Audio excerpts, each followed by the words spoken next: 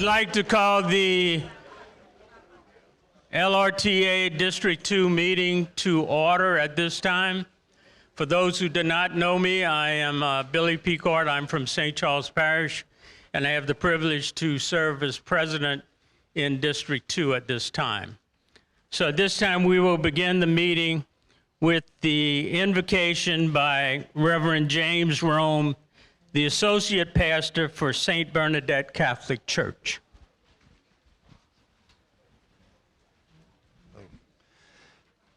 Good morning, everyone. I feel very at home. I'm the son of a retired school teacher in Lafourche Parish, and actually a recent graduate from school myself. I'm a little slow learner, so it took me a while, 9 months. So I'm used to looking up terms, as I'm sure most of you are, and when asked to give the invocation, I was pretty sure I knew what it meant, but I wanted to see just for sure. So an invocation is an act or a process of petitioning for support or petitioning for help. And I ask blessings and graces come upon an organization humble enough to know that they need help and support as we ask our Father for this support. So as we begin, in the name of the Father, and of the Son, and of the Holy Spirit, amen. Heavenly Father, we come before you today in humility and faith. We thank you for all you have given us and the many blessings in our lives. We ask for your guidance and strength. Show us the way and fill us with courage and wisdom. Help us to remember your love and grace and to be faithful in our service to you. Give us the patience and understanding to face life's challenges with grace. We ask these things in your name. Amen. Thank you.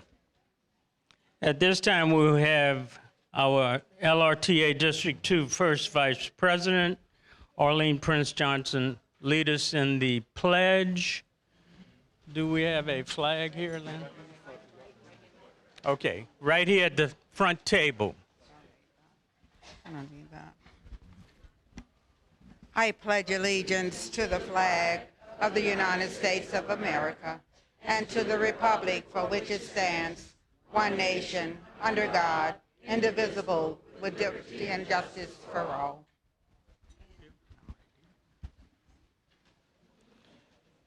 Please remain standing for the national anthem, which will be sung by Wanda Bio, who is with the TRTEA. I'll come to you. Oh, say, can you see by the dawn's early light what so proudly we hailed at the twilight's last gleaming through broad stripes and bright stars, through the perilous fight, o'er the ramparts we watch were so gallantly streaming, and the rocket's red glare, the bombs bursting in air, gave proof through the night that our flag was still there. Oh, sing us that star-spangled banner yet wave, for the land of the free and the home of the brave.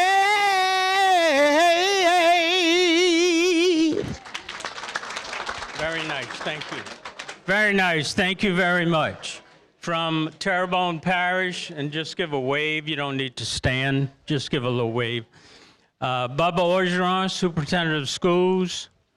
Gordon Dove, Terrebonne Parish President. Representing Tim Saunier is Colonel Stephen Bergeron. Juan Pickett, Judge Division C. John Navy, Terrebonne Parish Councilman. We're cutting out a little bit on this. From the state, is Lizette Washington here? She was supposed to be in attendance, but she's not here. Okay. Rodney Watson, our LRTA Executive Director. Clyde Hamner, y'all know him from Terrebonne here. He's our first Vice President for the state. Dr. James Taylor was supposed to be here. He is not here. Clyde and James are members of the TRSL board. From the state legislature, you hear from him in our business session. Senator Ed Price from District 2. All right, let's welcome all these guests, please. All right, at this time we'll have the welcome from the local units who are sponsoring the program today. Ernest Brown, the TRTEA President, and Lynn Elsie, TRTA President. Who wants to go first? On behalf of RTA and Terrebonne Parish, we welcome you here this morning. Have a great time, enjoy our festivities, and have some fun. Thank you. Thank you.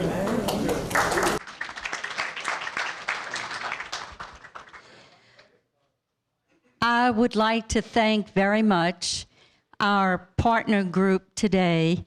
We invited them to co-host this event with us, and they so graciously accepted, and they've worked really hard along with our people to provide this particular event. I think for a district meeting, this may be one of the largest ever in our state. So I want to thank everyone for participating, and especially all of our guests who are here to help us celebrate today. And we had Retired Teacher Day on the 16th, just last week. So all of this goes hand in hand. So thank you so much. All right. Thanks to Ernie and to Lynn. At this time, we have greetings from our group from Terrebonne. The first will be Bubba Orgeron, Superintendent of Schools. Good morning, everybody, again. How are y'all? Good. On behalf of the Terrebonne Parish School Board, again, welcome to Terrebonne Parish. So good to see all of you. I have one question. I asked a few people this one question. How's retirement? And yes, I've got a lot of smiles and a lot of great, just really positive comments. So that's wonderful to see that. And, you know, with representation at the state level from Mr. Hamner and others, we can be ensured that everything you've worked for in this great career of yours is going to be available to you forever, and for us who are not far from joining you in the very near future. I'm in year 31, so I might be sitting on that side pretty soon. So that's wonderful to know that, that we're having representation at the state level from this group here. As far as Terrebonne Parish, just give you a quick update about what's going on. So educationally, we are about as back to normal as we've ever been. Kids are learning, teachers are teaching, and we're moving forward academically. However, on the other side, we're still heavily involved in Hurricane Ida repairs. That kind of really dominates a lot of our conversations, a lot of the work that we do as a board and as a superintendent. It's a lot of what we do. However, we had $200 million of damage. We've received about $40 million of recovery money from FEMA. So that process is working really well. Now, I want to share one thing with you. Up here at the table, particularly from the Terrebonne Parish retirees, there's a little QR code card. Okay? And if you take your phone, you can get one later. You can pick this up. Anybody at the table here can pick one up. You can scan it with your camera, and there's going to be a little chart that pops up. The chart is an updated live to the date update of all of our repairs on all of our schools and buildings in Terrebonne Parish. So if you're wondering, like, what's going on with Southdown? What's going on with Lisa Park? Look on this chart and you can see exactly where we're at with the progress. Most of them are either out to bid, bids have been awarded, construction started. So just check this out. And if this doesn't work, this is also on our website. You can kind of go to our website under Hurricane Ida recovery and get an up-to-date status of all the repairs that we're working on. Okay? That's a little extra for you. So good seeing all of you. Welcome to Terrebonne Parish. Thank you. At this time, Gordon Dove, Terrebonne Parish President. Thank you and welcome you. And as state representative for 12 years and parish president going on 8 years, I've been coming before y'all for 20 years. It's been my honor and pleasure to speak before you on the different issues that have come up throughout the years. And I've got about another 10 months, and then, like the old saying goes, out with the old, in with the new. They'll have a new parish president here, and I'll go on my retirement like y'all with 22 grandchildren. So looking forward to that. But you know, we've seen Terrebonne come through numerous hurricanes, especially the last one with Ida. Our recovery, as the superintendent was saying, has gone great. Been my honor and pleasure to work with Bubba and Philip Morton prior to Bubba Orgeron, superintendent. You know, we've moved Terrebonne along. We're looking at about $700 million in recovery monies that we're looking at right now, and it is starting to come together. We're looking at a new courthouse, a new power plant, and a new jail. In the jail, we're looking at doing something like Lafourche Parish did with recidivism, classrooms, and what have you. And the jail we have now is below sea level. It's about shots. So, you know, out of a tragedy comes some good things. Public assistance, we're up to $120 million in public assistance. Any of you have a home that was damaged and you had insurance trouble, go to tpcg.org, Terrebonne Parish Consolidated Government.org, and we have quite a bit of monies coming out for public assistance. So please, if your insurance companies went broke on you or you didn't have insurance, we've got a lot of money coming in. We're doing a lot of coastal restoration projects. We're doing some road projects, some economic development projects, and to help the people in Terrebonne Parish. Like I said, we've done very well, like Lafourche Parish did also, with our recovery monies, and it's getting better, but it's a process, you know. And we've given monies to 501c, to church organizations and nonprofits through the federal government. And the one thing about this, it doesn't directly cost the people of Terrebonne Parish any money. I mean, it does if you look at it, it's coming from the federal government. And you know, we've seen Terrebonne Parish go from no levee systems to 98 miles of levee, 13 floodgates, two lock systems with a $360 million gate that's under construction as we speak. Along with we've added 40 pump stations to the system, and we've done away with our drainage problems in Terrebonne Parish. So, you know, it all starts with the school system.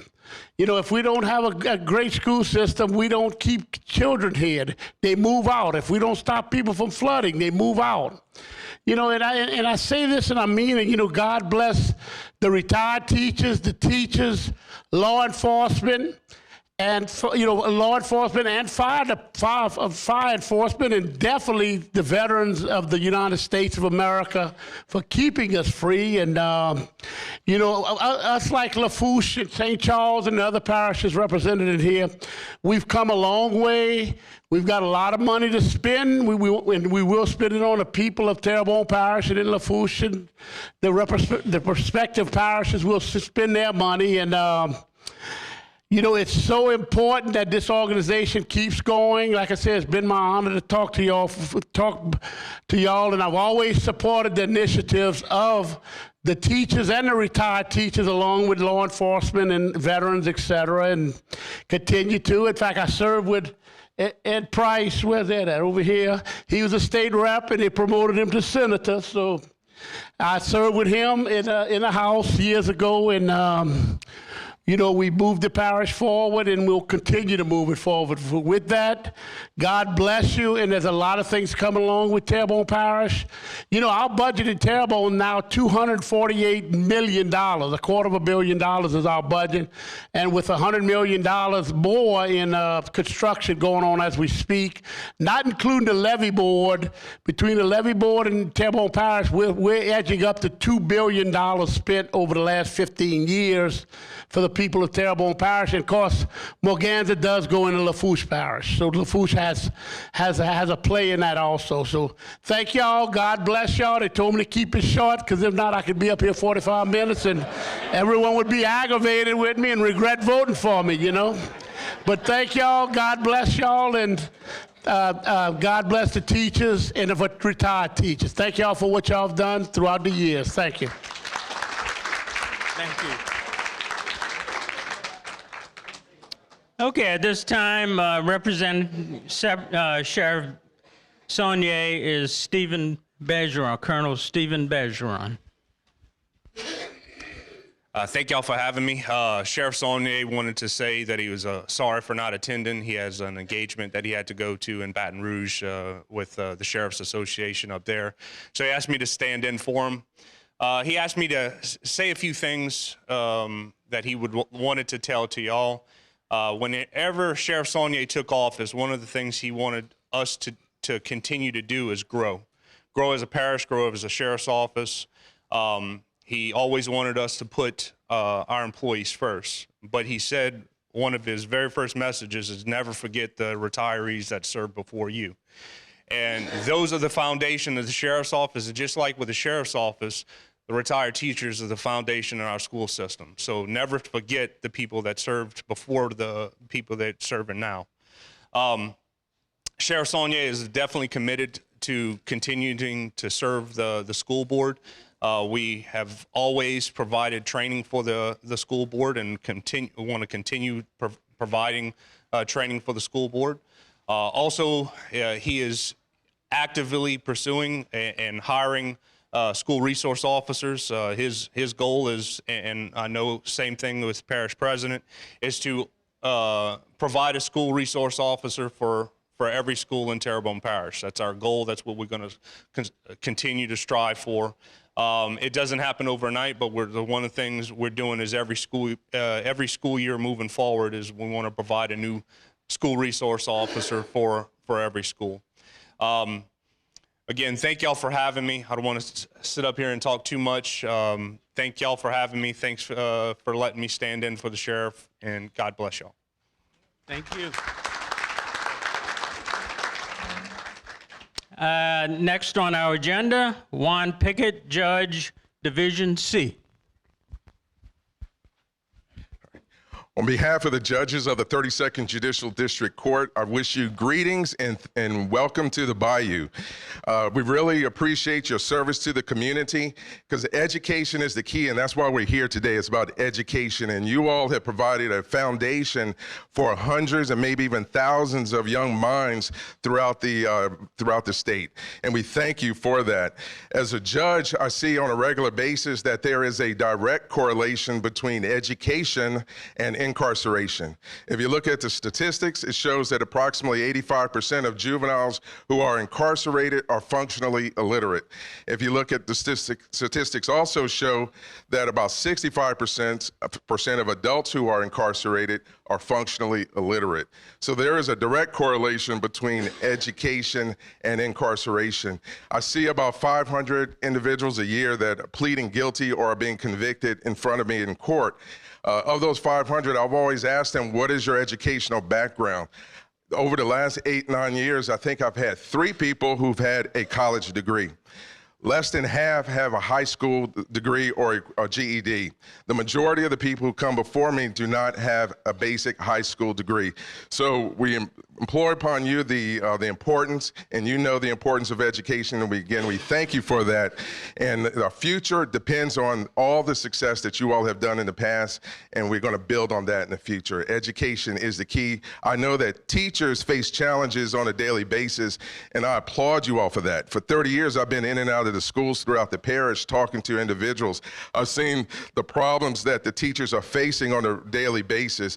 You know, a lot of parents look at teachers today as babysitters, but you all are more than just a babysitter. You all are trying to develop minds and develop young individuals. And these children are coming to school with not bad home life at home, hungry. They may be upset because their parents are not there, or their parents are in jail or what have you. They have all types of troubles when they get to school, and you all have to take that into consideration and still motivate them to get an education. So we applaud you for that. We thank you for that. I know I couldn't do it, and but it takes a special person, and you may not have received the best pay in the world for the job that you do, but you will definitely be rewarded at the end for your service, and we thank you for that. God bless you. Thank you. Okay, at this time, the next on the agenda, John Navy, Terrebonne Parish Councilman. Our second Vice President, Linda Godet, will do the introduction of Mr. Navy. Good morning, everyone, and welcome. Well, once upon a time, South Terrebonne High School conducted their 1985 senior graduation. Among all the graduates was one John Anthony Navy, who, much like we were when we graduated on that high school graduation night, was sure of some plans for his future, but as we were, wondering what our futures would have in store for us. And so off to Southern University he went to graduate in 1990 with a Bachelor of Science in Sociology, the first of 2 more degrees he would encounter. His Master's of Arts degree in Mental Health Counseling in the spring of 1996, also from Southern University, with courses taken at Nicholls State and LSU. And then on to a PhD in philosophy, public policy in the summer of 2022. And between his master's degree and his doctorate, Mr. Navy became licensed in family and marriage and family therapy and obtained certification in infant mental health from Tulane University. And so within that time span of earning his degrees, he worked. He worked many places, and basically he worked to bring up the parish of Terrebonne. He worked for the school system, on the school board itself, and then he also had other director's jobs coordinating roles with Region 3, Louisiana Department of Health and Hospital. He held many public office positions, boards, and commissions in the Terrebonne area, including Boys and Girls Club and many others. He continues to be a proud member of the charter, as a charter member of the Houma Thibodeau alumni chapter of the Kappa Alpha Phi fraternity, and Pi. And the list goes on and on and on. He's been very dedicated to Terrebonne Parish.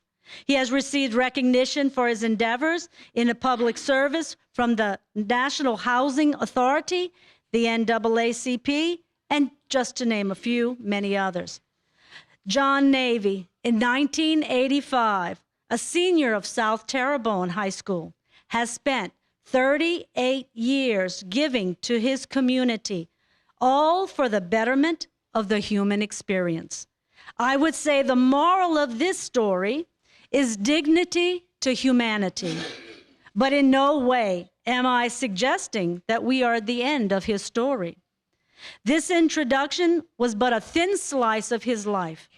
So I am honored to present to you our esteemed guest, Mr. John Anthony Navy, PhD.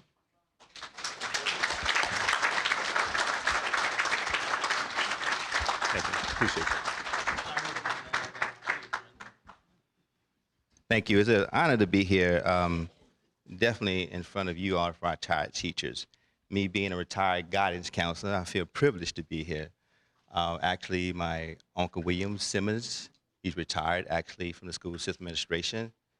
My auntie, Audrey Piku, I know some of you all may know, she's deceased, retired. My mom, Aldine Neighbor, retired. I have a cousin related right now. My first cousin actually is in the school system. Education has been my background, my foundation. Mr. Brown asked me to come here and speak for 10 minutes and tell my story. I don't know if I can do 10 minutes. I think I had my fingers crossed when I made that privilege to you. But anyway, actually, I'm here to pivot a little bit. And when I say pivot, it's about you all, educators, retired educators.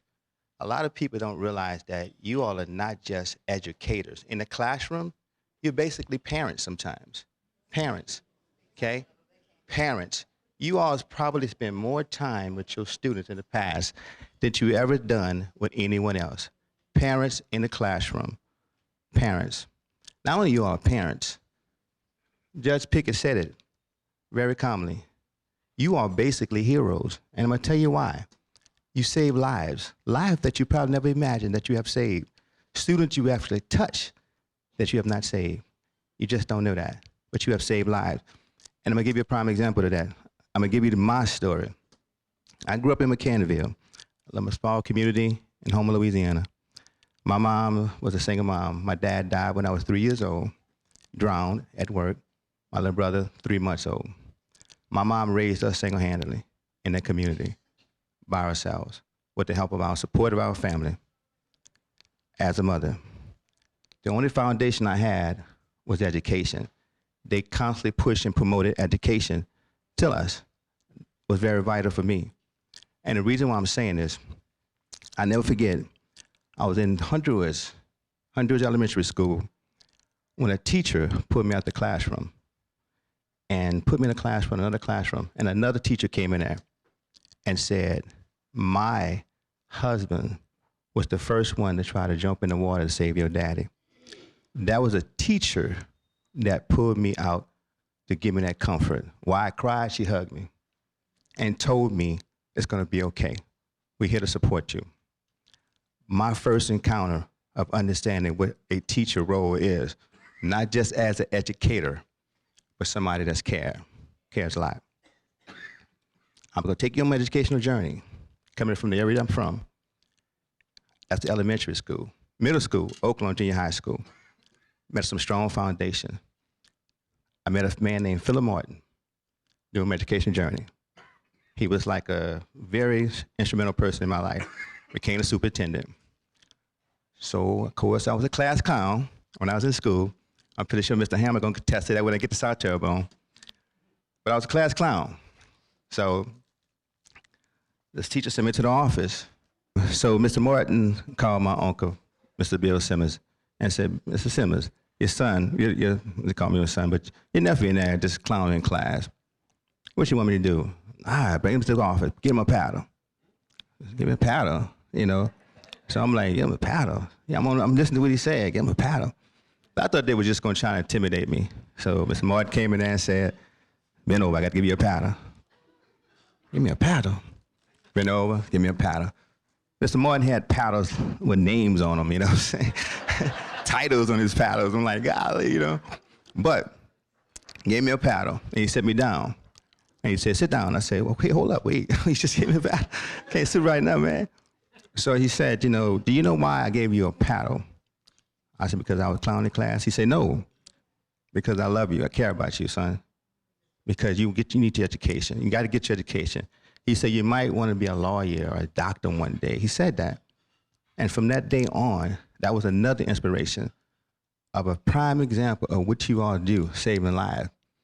And when I say saved lives, coming from the community I came from, today, my friends, some of them dead, are in jail, not educated. It's just not just about GPAs, it's about determination. A lot of people feel that you have to have a high GPA to be successful. No, you just have to be determined. And that's what I became. I became very determined. And when Mr. Martin set me down and said that, and had that hour talk with me in that hall, in that office after he gave me that paddle that hurt, by the way, and me and him share those stories, but he constantly tell me as we got older, he says, son, I did that to you because I care about you, because I love you. That was in junior high school. Moving into high school, 3 people that played a very instrumental role in my life. One of them sitting here, Mr. Clyde Hamner. That was my guidance counselor. She actually deceased too. She the one actually got me to go to Southern. They did a tour. We actually went to Southern. That's why I got the feeling in love for Southern. She even got up there to actually audition for the band. Another one, Mr.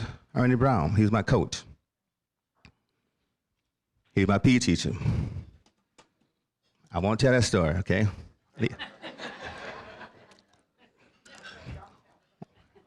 Very hardcore. Was not a player. I mean, he was like, he didn't play with his students. He was very serious. I won't say all the things that you've done, by the way, to me anyway. That hurt, by the way. But what he always constantly told me, he said, John, you got to get your education. He was just pushing that education to me, pushing it. You know, Nelson Mandela said, education is the most powerful weapon that we can use to change the world. Education is the most powerful weapon that we can use to change the world. That quote stuck with me all my life, knowing that all I need to do is get my education and I can make a difference in this world, in our society that we live in. You all have done this as heroes. You know, I was telling my mom this. I said, you know, teachers, everybody that see you all, when they walk up to you, they ought to say, thank you. Thank you for your service. And guess what? Thank you for saving people's lives, because you all, maybe not directly, but indirectly, saved my life. I could have been many places in life, many places, and I'm not there. You know, but I had a solid foundation beside my Heavenly Father. I had a solid foundation on this earth. Not just my family, but you as educators made a difference in my life. Gordie Dub, I want to thank him too. We first came to the parish president asking him, can we honor Teachers of the Year, Students of the Year, and Principals of the Year at our council meetings every year? He did that. I want to appreciate him for doing that. He didn't have to do that. And then we asked him, do we want to give you credit? He said, no, this ain't about me. It's about the teachers, the principals, and the students. I appreciate that, Gordie. One last thing. Your superintendent that you have here today, new vision, new direction. I met this man years ago. I don't know if you met him in Lafourche Parish. I was impressed with him. Then I come back in Terrebonne Parish to meet him. This is my disclaimer, because I ain't employed no more, so you can't fire me, okay? But this guy here is a true leader, true visionary. And I think he's going to take this parish, his education system, to a whole new height, a new height. I want to say this, you all, from the bottom of my heart, thank you all. I love you. Thank you. Thank you. That was very inspiring, and I think we need another round of applause. Thank you. You know, a teacher affects eternity, and there's an example right there. Everybody up here, all the gentlemen and ladies up here, education, as he says, is the thing that keys everything. Without an education, none of us would be in here today. Then all of you continue that education system continue, continue, continue. So continue the work that you're doing. Now, for the very important part that why we're here, of course, is our business session. And at this time, I'd like to call the business session to order. At this time, I'd like to introduce the District 2 officers and the unit presidents. Our officers for District 2, I am the president, Billy Picard. I'm from St. Charles Parish. Our first vice president from Jefferson Parish, Arlene Prince Johnson. Our second vice president from Assumption Parish, Linda Godet. Our secretary from Terrebonne, Lynn Elsie. Our treasurer from Lafourche, Marie Foss. And our past president, immediate past president from Assumption, Geraldine Williams. The unit presidents, at this time, we sometimes ask the members to stand, but we can see where you are, Connor, so no need to stand. I'm just going to quickly go through the unit presidents. Assumption, Linda Godet. Jefferson, Dr. Carol Henry, right here. Lafourche, Beth Plaisance. I serve as St. Charles president. St. James, Lucy Craig Kennedy. St. John, Dolores Saraparu. Terrebonne, RTA, Lynn Elsie. And Terrebonne, RTEA, Ernie Brown. So thank all these folks for being here. All right, let's move on. At this time, we will have the minutes of the fall meeting. Lynn, you can stay in your spot. Okay, thank you. Unless you want to. Okay, all the, you should have received a copy of the fall meeting. There should be a copy at each table. There were not enough copies to give to every individual. I have been notified that we have one correction, paragraph 1, 2, 3. And it's the last line of the third paragraph. The sheriff of St. John was Mike Tregre, Tregre. And that's the only change that I've been notified about. Are there any other changes that need to be made? Lynn Elsie, I have read the minutes and I would move that we accept them without reading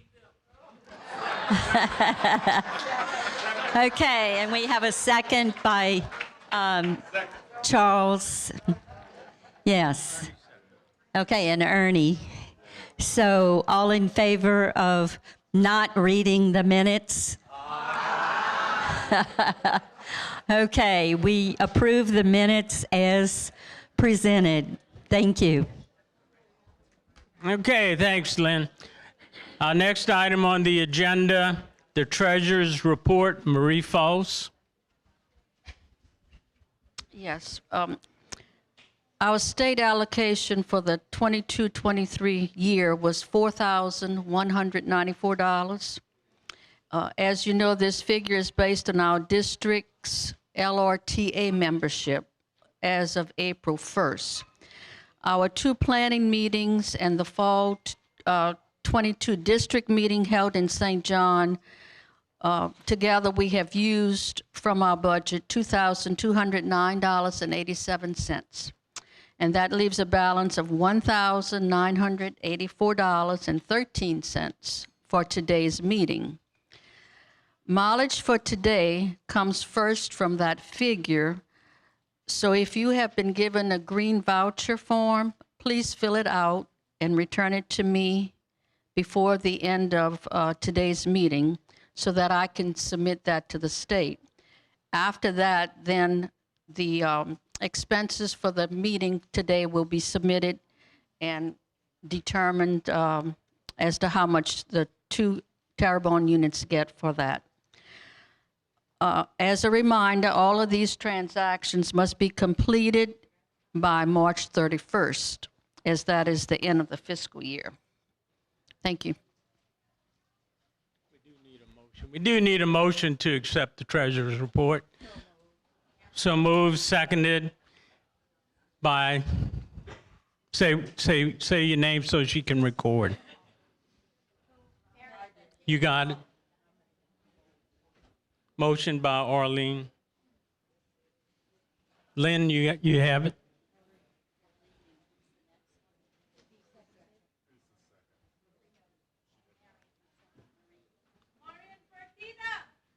You got it? Okay. All right, all in favor, aye? Okay, that passes unanimously. Okay, the next item on the agenda, now we get to the crux of the matter here. The first person that is going to speak here is a distinguished senator from this area, Senator Ed Price, Louisiana District 2 Senator, Senator Price. Let's welcome him, please. Thank you very much, and thank you all for being here today. It is very beautiful outside, so I won't take too long because I also see the meal is coming up. But anyway, I do want to tell you, as chairman of the Senate Retirement Committee, one of my goals has always been is to protect the retirees.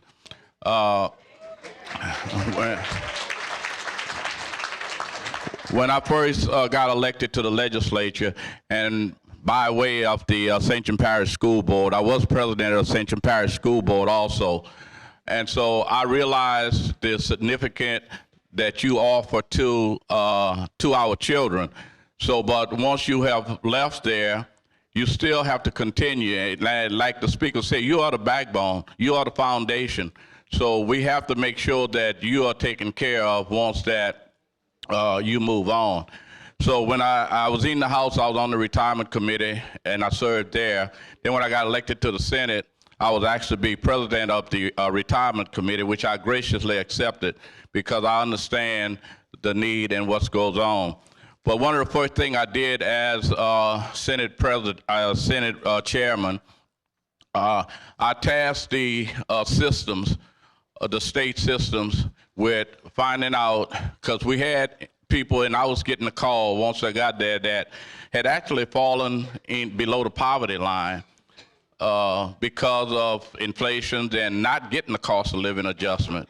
I think you all went like 6 years without getting the cost of living adjustment because some reform that was made in 2009 and then 2014 that more money was being put towards, going towards the unfunded accrued liability, the UAL as we call it, than going into the fund that give cost of living adjustment, which is the experience account. So I tasked the system with looking at, through a resolution, finding out how many people were there and what we could do. And they came back with a report, and so the next year I sponsored a bill to say that, because they didn't have enough dollars in the experience account at that time to give a full cost of living adjustment, but I wanted to make sure that everybody that had fallen below the federal poverty line, which was $1,450 a month, be brought above that. And that bill passed, and so we implemented that. But my resolution also stated that they needed to find a way to give a cost of living adjustment. So we've been working the last 3 to 4 years to make sure that we come up with an alternative mechanism. But then last year, because of a very good investment year with the systems, we were able to offer, for the first time, I think in 6 or 7 years, a cost of living adjustment to the retired teachers.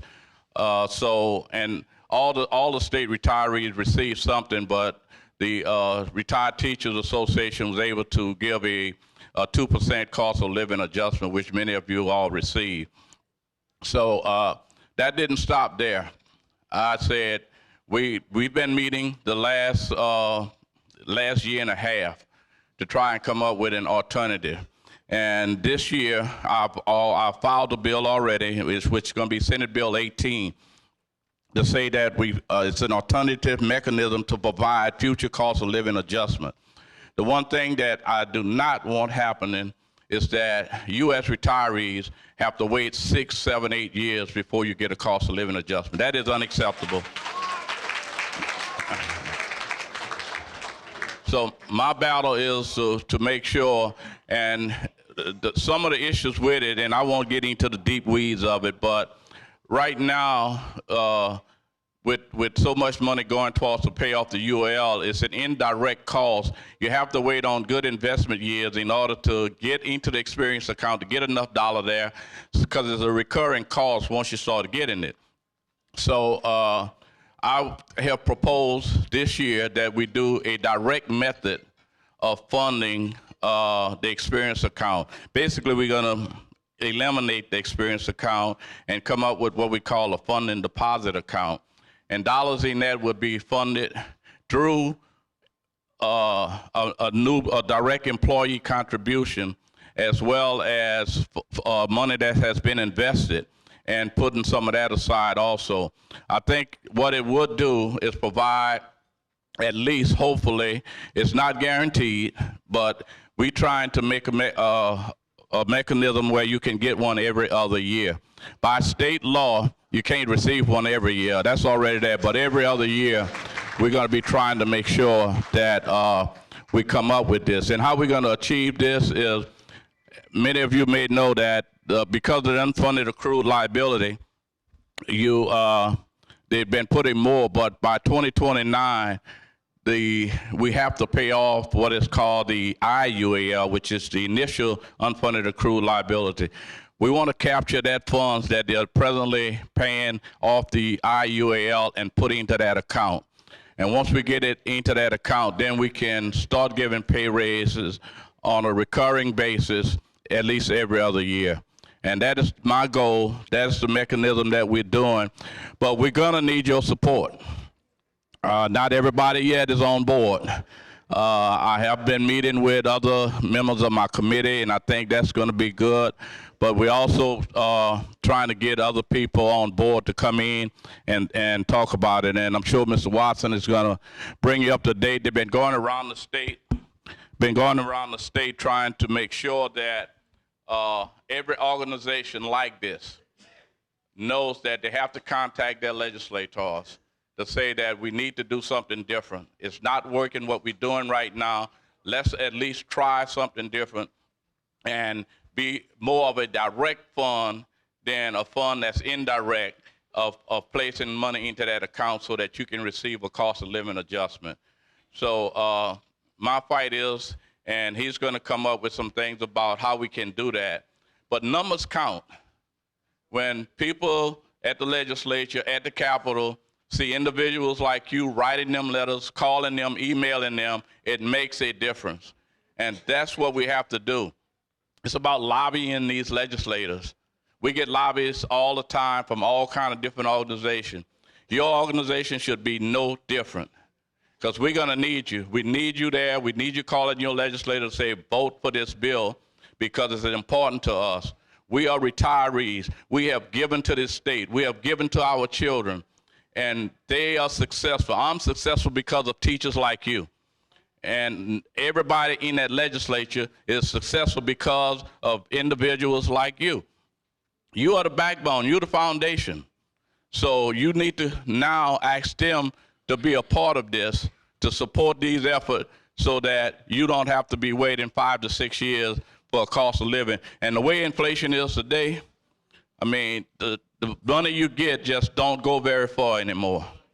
So that's why it's so important that we get this bill passed. So anyway, remember, it's Senate Bill 18. I am the sponsor of it. And actually, the Senate President is my co-sponsor. So we made a good start. We just got to make sure we finish this. So So thank you very much for having me here. I appreciate it.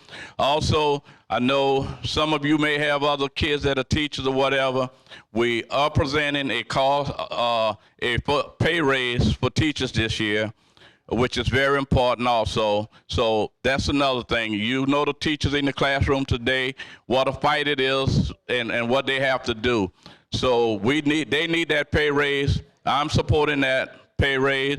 I know they say $3,000 and $1,500 for school employees, but at the same time, whatever we can come out with to help our teachers who need that help, who need that also, we need to do it. So I'm supporting that, and that's my update for today. Thank you very much for having me. Thank you. Thank you.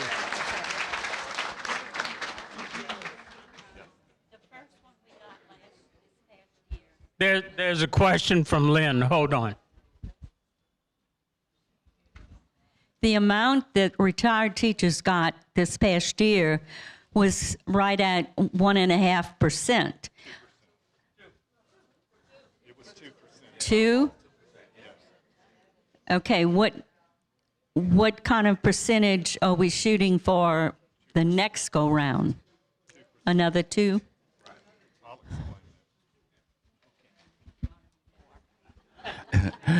The question was, what are we shooting for with these next cost of living adjustment?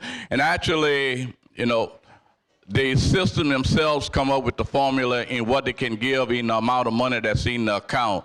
It's usually from 1.5% to 2%. Teachers has been very good in getting up to the 2%. And that's what we always shoot for, at least 2%. So if there's additional dollars that we can capture into the account, then it would be more. But you also have to maintain some dollars in that account to make sure that you can bear the fact that it's a recurring cost. So it can be anywhere from 1.5% to 2%. They did 2% this past year, and hopefully in the next term we can do at least 2% more.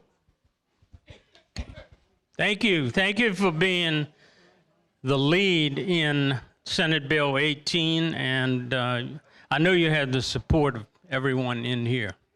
All right, at this time, our Executive Director, Rodney Watson, will say some words. Thank you, Billy. And thank you, Senator Price, for your courageous efforts in preserving the buying power of your benefit. Now, it's our turn to do our job. And the first thing I want to say is you have a brochure with an application for the state to join the state. During the pandemic, we lost almost 2,000 members. We just lost our PR director last week because we couldn't pay her the salary she was worth. The state application is what pays my travel to come down here. It's what paid for your handouts. It was what pays for the small staff we have. We have about 18,000 members, but we have over 80,000 retirees. We're doing the work for all retirees. If you're already a member, then give this application to someone else and ask them to join. Because what Senator Price has proposed and is proposing isn't just a COLA for current retirees, it's for future retirees. So we need to have as many people join as possible. Now, I'm finishing my 8th year as your executive director in a couple of months, and I've come to you 16 times. And I bring something with me every time. These are valuable materials. I'm going to go through our campaign and what Senator Price needs us to do, okay? But we have become a very powerful organization because our voice is loud. And Senator Price will tell you, yeah, I could go to the table as your lobbyist, and I think I do a pretty good job of that, but I'm one person. And these big corporations in oil and gas, they have lobbyists, but they have money that they use to get their endeavors through. We don't have the money, but we have the voice. My first retirement meeting, when I came on board in 2015, I went on your behalf to oppose the first hybrid bill, which would have reduced benefits, okay? The president, Mr. Stewart, and the legislative liaison, Mr. Sandifer, and I were the only people in that committee room. you could shoot a cannon through there. So when I oppose the legislation, the power of my voice is not very loud. So my mission over the last 8 years is to empower you. One year I was state teacher of the year, and we had to present a paper to the state. And I said, what's the purpose of teaching? Is it to inspire or to instruct? Well, I say that's the purpose of a lobbyist, not just to talk, but to inspire you to act on your own behalf. Now when we have committee meetings, we fill that room with teachers.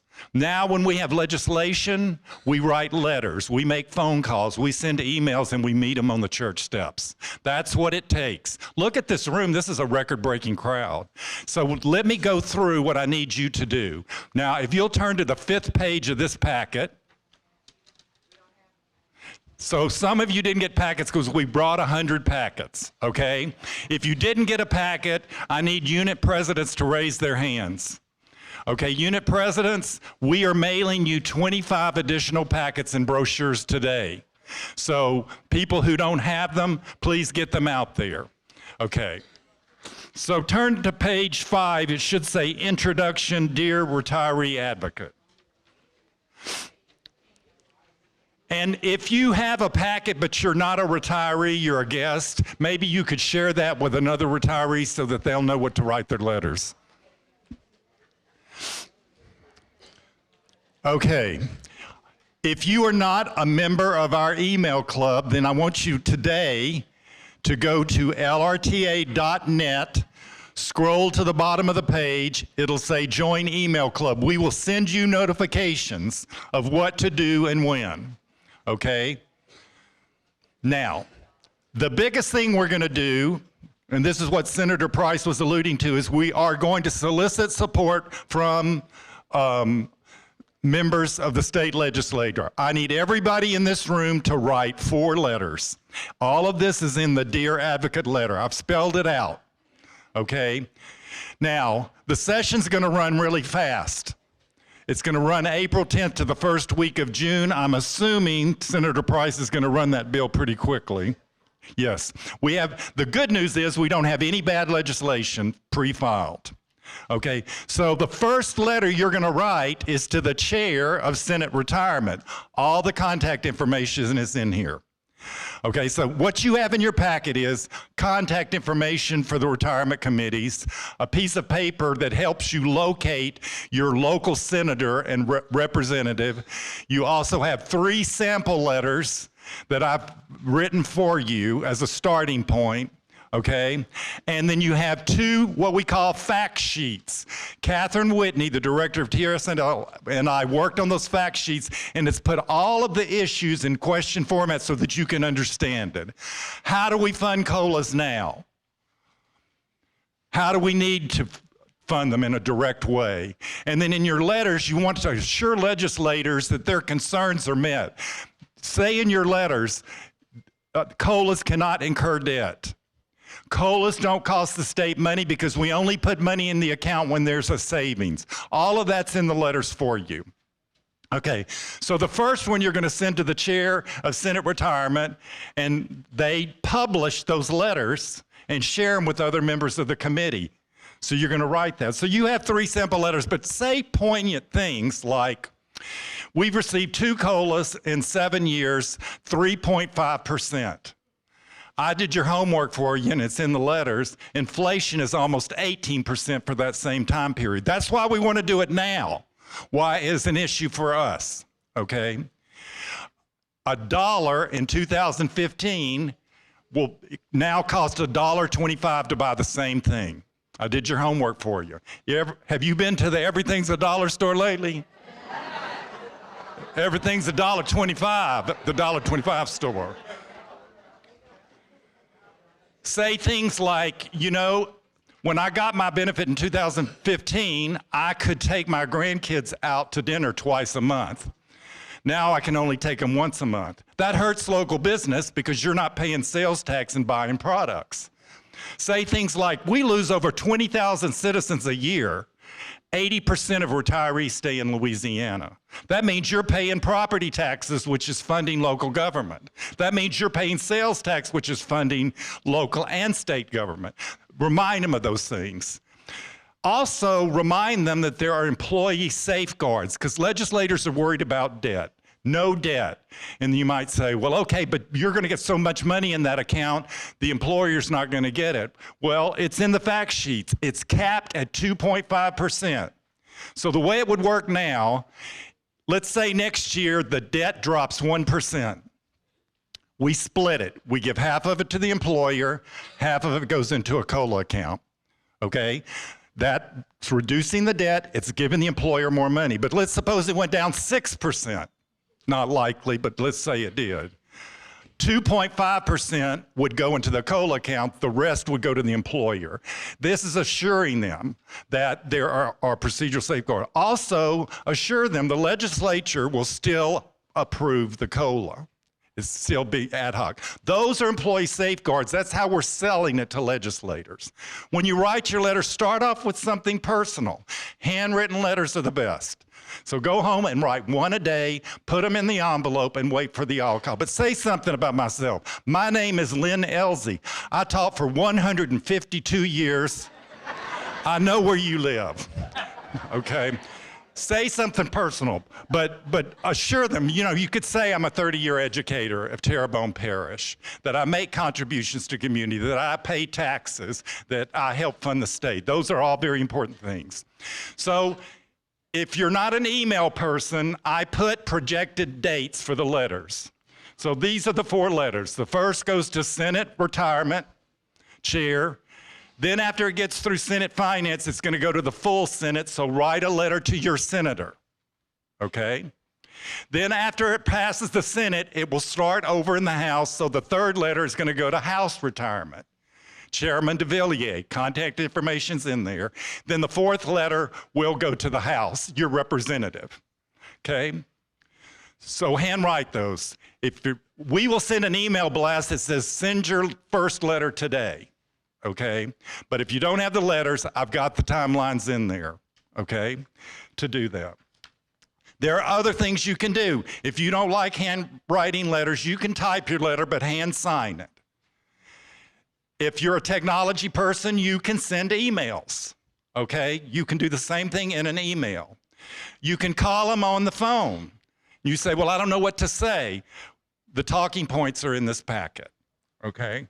And you can meet them on the church steps, okay? And the final thing is, it's a lot easier for Senator Price to advocate for that COLA when that room is full of retirees when he brings that bill. So those of you that can come to the Capitol on those days, please do.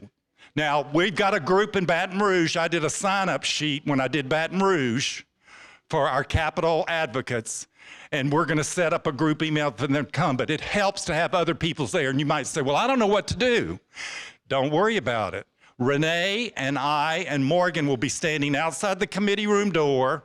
We will give you your cards of support, tell you how to fill them out, what to put on there, and you sign it.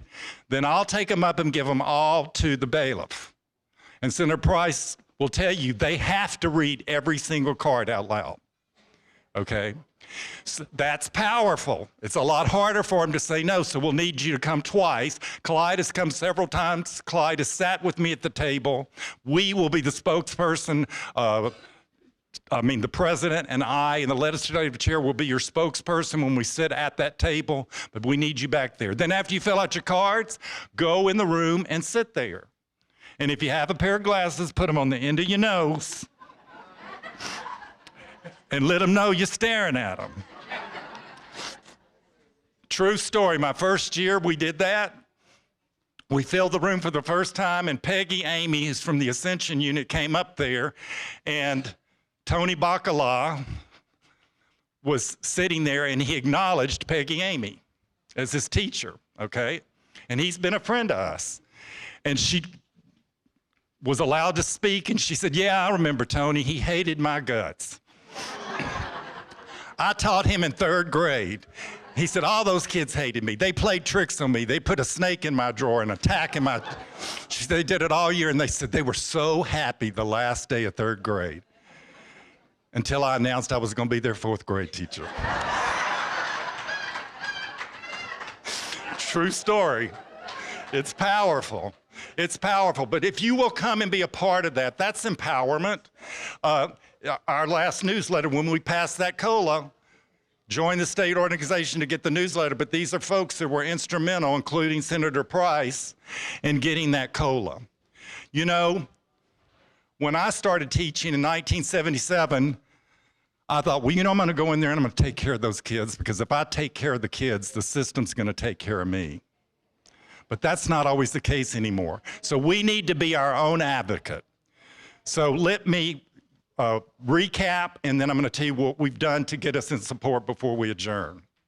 Okay, you're going to write your 4 letters. Senate retirement, your senator, House retirement, your representative, okay? Have the letters waiting. Join the email club. If you don't do letters, get your emails ready. If you don't do emails when we send out the all call, you can do the phone calls, and then you can come to the Capitol. Okay, so Senator Price really was understating the work that got us this far. In my 8 years, I never thought we'd see a COLA reform bill. But one reason we can do it is because the reforms are working. Okay, we're over 73% funded. When we crashed 14 years ago, we dropped to 55%. That means the reforms are working, our investments are working, our funding level's going up, and the debt's going down. So it's been painful, but it's working. The attacks on our system are being reduced. And Barry Ivy, y'all know Barry Ivy. Linda, you want to do the dance again? Actually, Barry Ivy, Senator Price, was in a meeting with him recently, and Barry Ivy is going to not only support it, but be a co-author of it. And we had a bad bill come through last spring, HB 25, which would have allowed districts under times of stress to privatize. Oh, no.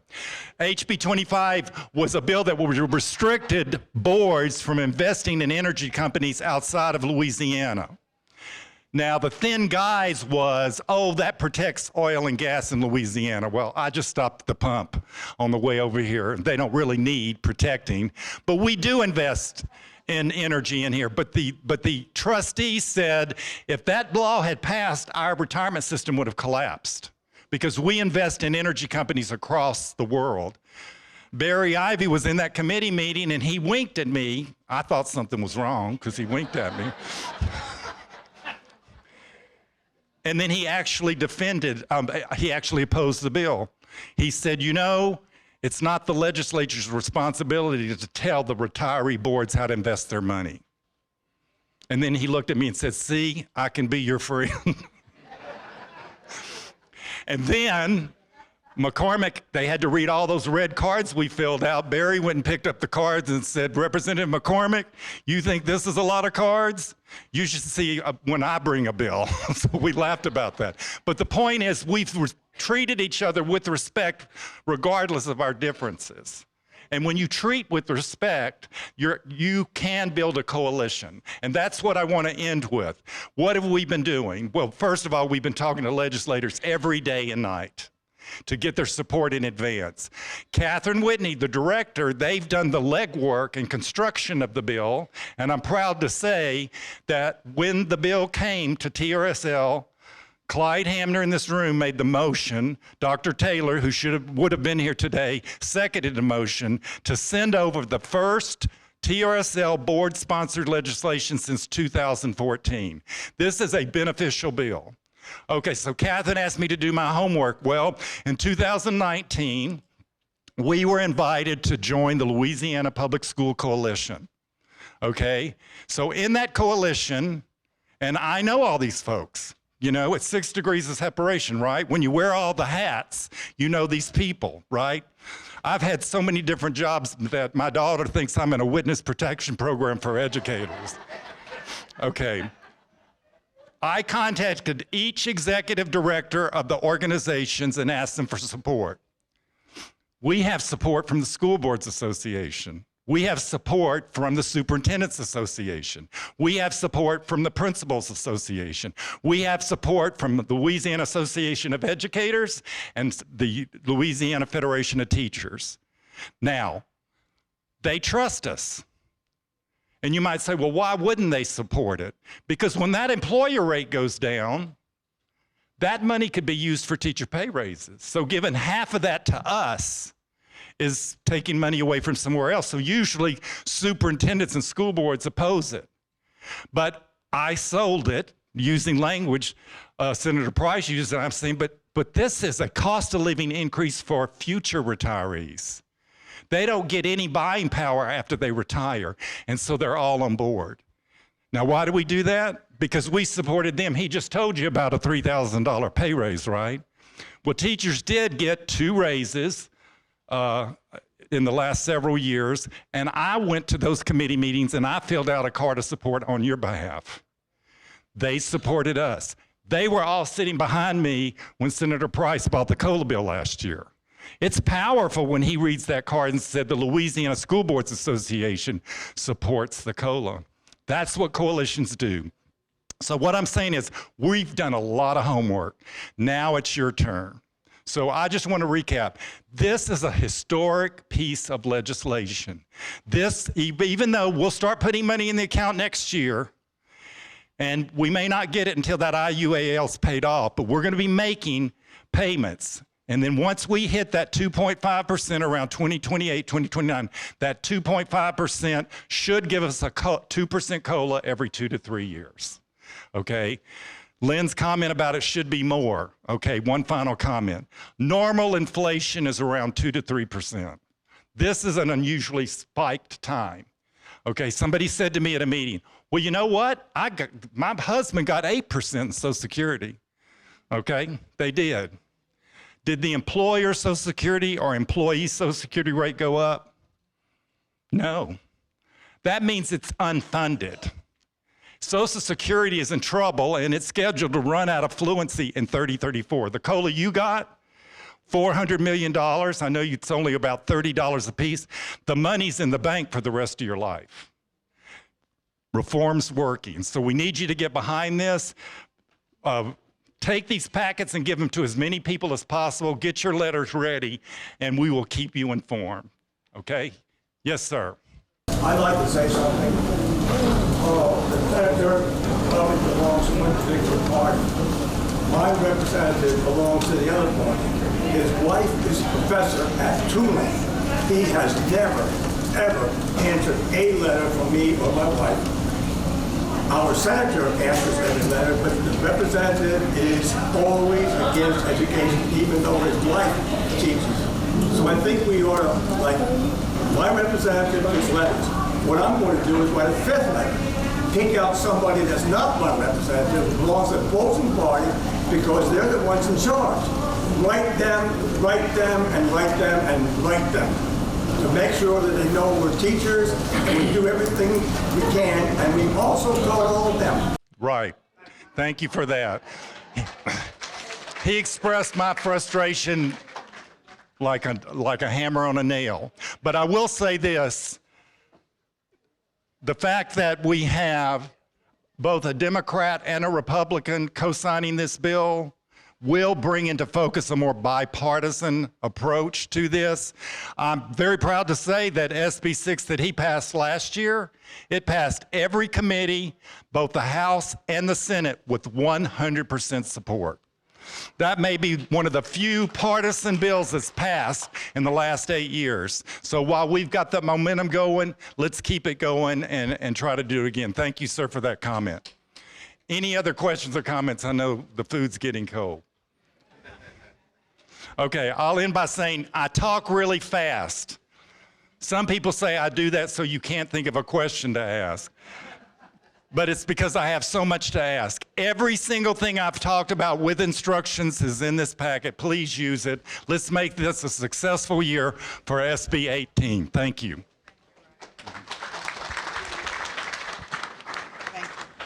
I'd like to thank Rodney for all the work he does. He does an enormous amount of work for all of us in here. And so let's give him another round of applause, please.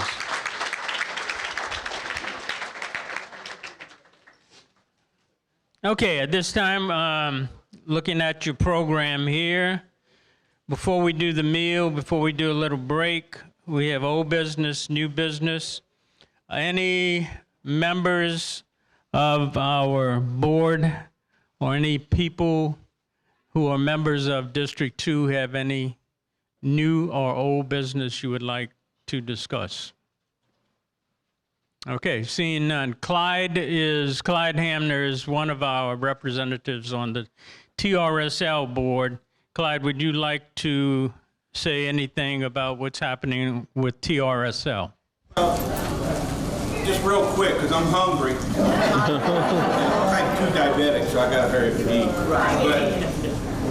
But the TRSL board is working hard to get those pay rate, the COLA bill passed. It went with Dr. Taylor and I made the motion for the TRSL to support it. It passed the whole 18-member board unanimously. I'm proud to say that Catherine Whitney, the director of TRSL, is a graduate of Terrebonne Parish School System. Graduated from South Terrebonne. Lynn Elsie and I both taught her. I think Grace Whitfield taught her, probably 2 or 3 others sitting at the table. I know Ed Marie knows her. But Catherine is working real hard as the director of TRSL to support teachers all across the state, retired teachers. So, and I just want to thank Ed Price personally for his support of Senate Bill 18. I jokingly refer to him as Governor Price because he does so much for retired teachers. Not just retired teachers, but retirees across the state, because there's state employees, school employees, municipal employees, I mean, the gambit. And he has been there, he recognizes the power in the numbers of retirees. And Rodney has done a good job of, and Ed Price has done a good job of instilling that in y'all. I'm just proud to be there in Baton Rouge to support retirees, and anything I can do for y'all just let me know.